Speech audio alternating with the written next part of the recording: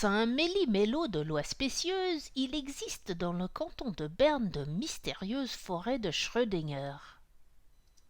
Mais comment les distinguer d'une forêt normale? Selon la définition du canton, une forêt doit compter une surface d'au moins 800 mètres carrés et avoir une lisière appropriée, une largeur d'au moins 12 mètres et être âgée d'au moins 20 ans.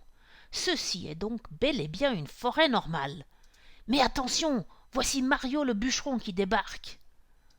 Lorsque Mario a fini, il ne reste plus aucun arbre. La loi fédérale appelle cette folie une coupe rase. Les coupes rases provoquent beaucoup d'inconvénients graves et pas uniquement pour la station et les peuplements voisins. Pourtant, les coupes rases se multiplient dans le canton de Berne et à travers le plateau suisse grâce à une politique forestière mal avisée et à un Mario déchaîné. Mais stop, pas si vite!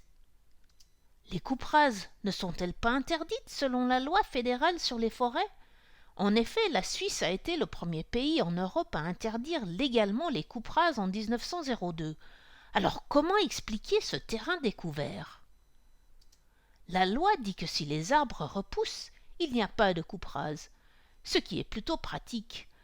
Mais ce terrain découvert d'environ 10 000 mètres carrés est donc toujours une forêt.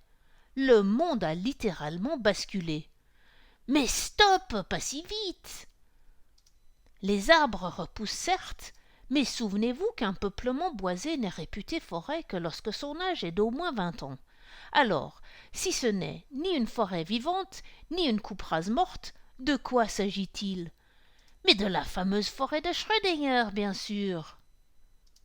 Quelles sont belles nos fameuses et uniques forêts de Schrödinger du canton de Berne, même si elles ne durent que 20 ans. Mais Mario est bien sûr toujours là pour en créer d'autres. Nous ne sommes donc pas près de les voir disparaître, ce qui pourrait poser problème.